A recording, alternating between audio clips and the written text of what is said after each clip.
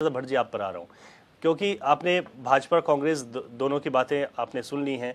मैं अक्सर कहता हूं कि आप एक तीसरे विकल्प के रूप में हैं और होना भी चाहिए। और आप अगर आपकी खुद की बात करें तो आपने बड़ा संघर्ष किया है, लेकिन वो संघर्ष वोट में तब्दील नहीं होता है। लोकसभा चुनाव के जो परिणाम आए उसमें भी हमने देखा कि और वोट प्रतिशत घट गया।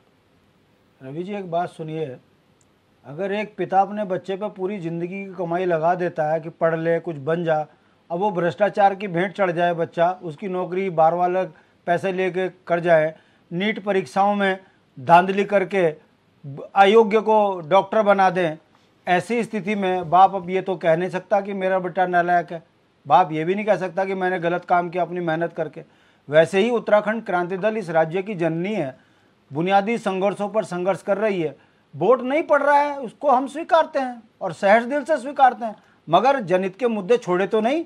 और इन 24 वर्षों में भारतीय जनता पार्टी की सरकार रही हो या कांग्रेस की सरकार रही हो, हम ये कहते हैं कि अगर जनता ने इनको जनप्रतिनिधि बनाया है तो चरित्र देख भी तो रहे हैं। बद्रीनाथ में बताइए राजेंद्र भाई को ऐसी क्या दिक्कत आ गई थी? और अगर आपको विधायक की पसंद नहीं थी तो फिर आप काहे को लड़ रहे? और अगर आप दल बदल कर लड़ रहे हो तो फिर क्या आपको यह बताना पड़ेगा कि आपकी पत्नी जिला पंचायत में भ्रष्टाचार के आरोप में घिरी रही? तो कहीं ऐसा तो नहीं है कि जो भारतीय जनता पार्टी का चरित्र है, धमकाओ, डराओ, उसके बाद मिलाओ और फिर उसके बाद उसे मान के लाओ?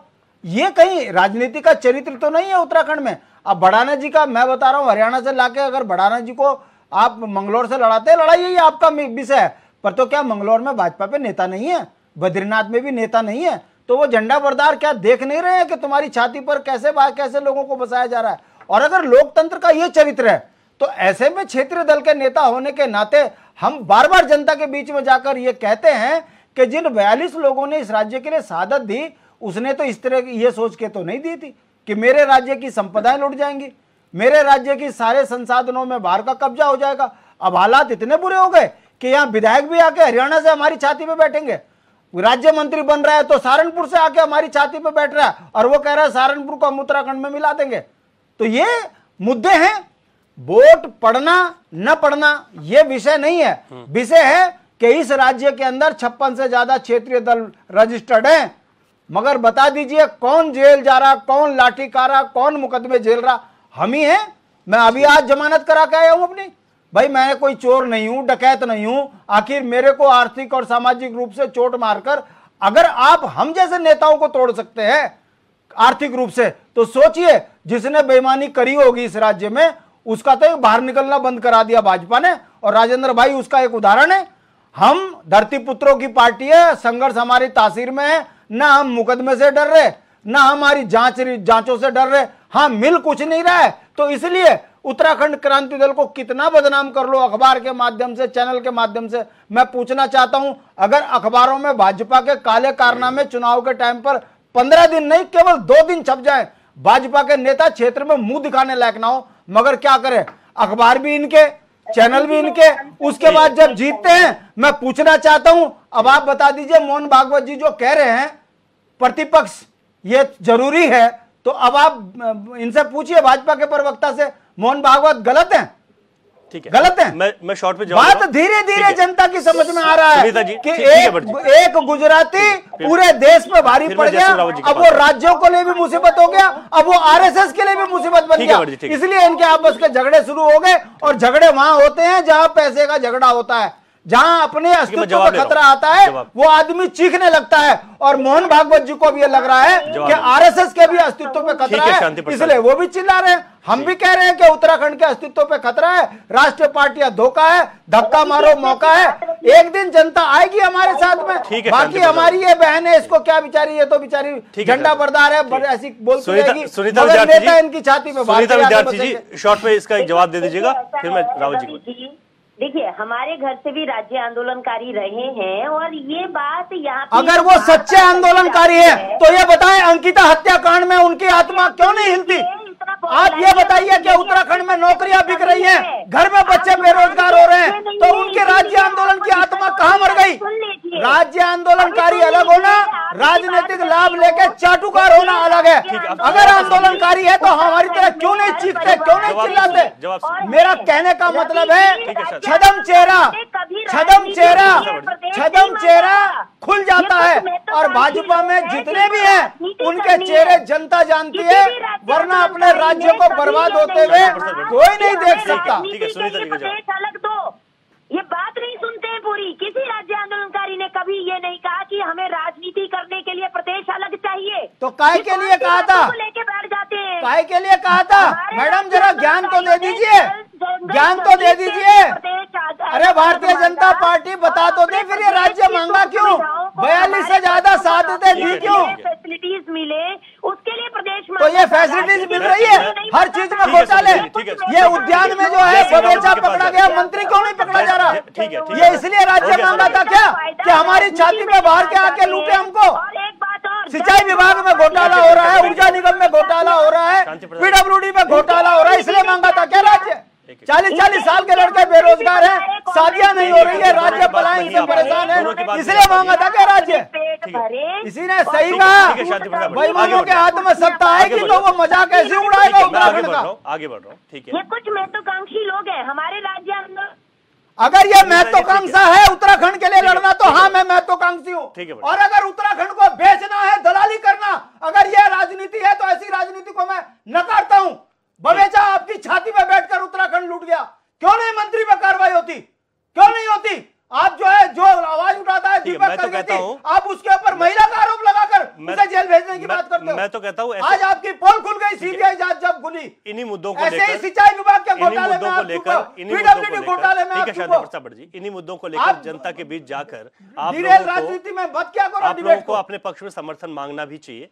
मैं वरिष्ठ पत्रकार जय सिंह रावत जी पर जा रहा हूँ। रावत जी, पहला सवाल तो मेरा आपसे यूकेडी को लेकर भी है, क्योंकि हम जब अन्य राज्यों में देखते हैं, और इस वक्त तो यहाँ तक कि किंग मेकर की भूमिका में जो दल हैं छोटे छोटे वो तक पहुँच जाते हैं, सहयोगी दलों में बहुत महत्वपूर्ण भूमिका होती है। एक उत्तराखंड जो कि बड़े आंदोलन के बाद जन्मा हुआ राज्य है, यहाँ पर यूकेडी के साथ अगर हम देखें तो जो पहले की जो स्थिति थी राज्य में, जैसे जैसे समय आगे बढ़ता गया स्थिति और खराब होती गई।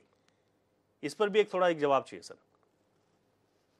ये दुर्भाग्य की बात है कि जिस पार्टी यूकेडी के नेतृत्व में उत्तराखंड आंदोलन लड़ा गया, हाँ, और उस पार्टी की ये दुर्दशा है। आज पौड़ी में अभी देखा हो आपने, नोटा को ज्यादा वोट मिला, यूकेडी को कम मिला।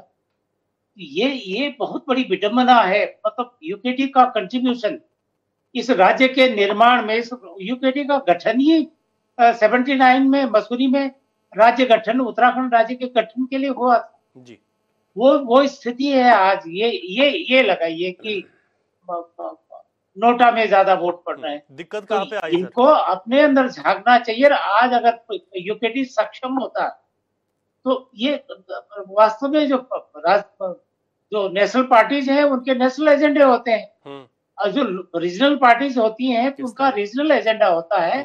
और हमारी जो क्षेत्रीय जो एस्पिरेशंस होते हैं, अपेक्षाएं होती, उम्मीदें होती हैं, वो राष्ट्रीय एजेंडे में वो नहीं बैठता है। तो नेशनलिटी भी, नेशनल वो भी फीलिंग भी होनी चाहिए। लेकिन जो हमारी क्षेत्रीय आवश्यकताएं हैं, कई चीजें हैं, जैसे भूमि का कानून था और सारी चीजें बात उठती थी, यहाँ की डेमोग्राफी का है, यहाँ की कल्चरल आपका आइडेंटिटी का सवाल है, 10 चीजें हैं, वो कौन उठाता है? लेकिन समय के साथ क्या हुआ? समय के साथ क्या हुआ? काशी सिंह गहरी, पुष्प त्रिपाठी, दिवाकर नहीं, इन्होंने अपने अंदर नहीं झांका।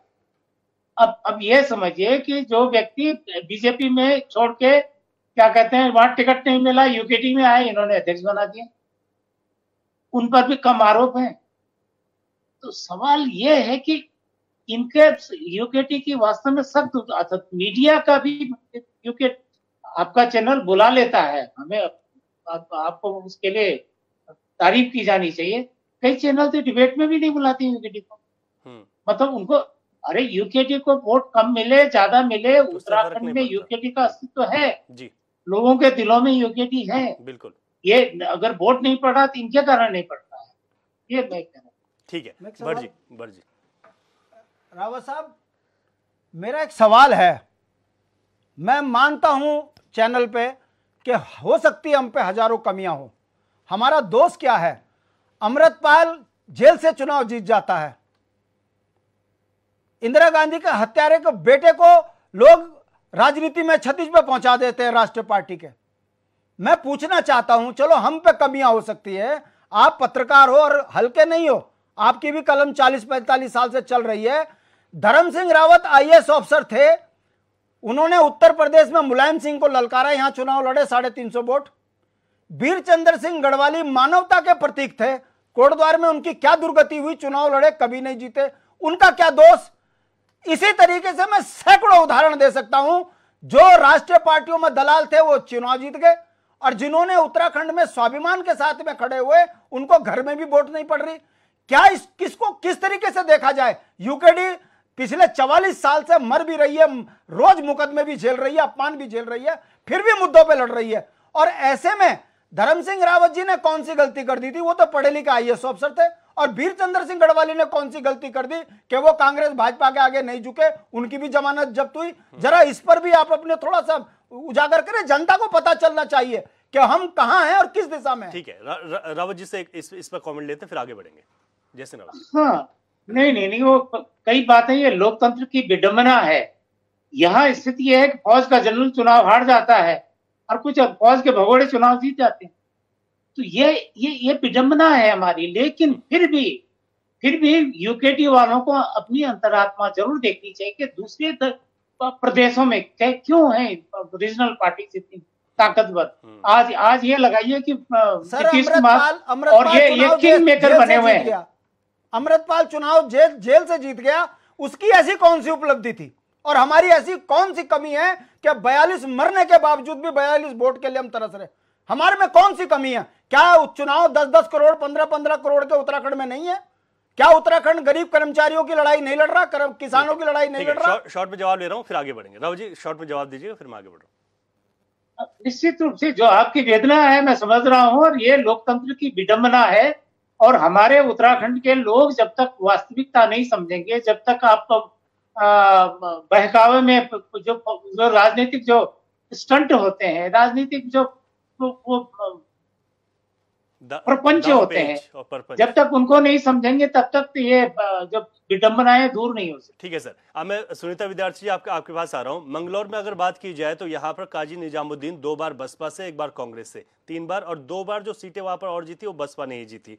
तो ऐसे में आप लोगों के लिए चुनौती बड़ी है इस वक्त, और क्योंकि प्रत्याशी भी मैदान में वो हैं जो पहले बीजेपी में नहीं थे, हाल ही में भाजपा में शामिल हुए। तो आपके जो वहां पर जो और कार्यकर्ता है उनके बीच भी आप लोगों को जाना है, किस तरीके की रणनीति बनाएंगे? क्योंकि लगभग हम ये कह सकते हैं, हालांकि प्रत्याशी फाइनल नहीं हुए, प्रबल दावेदार तो काजी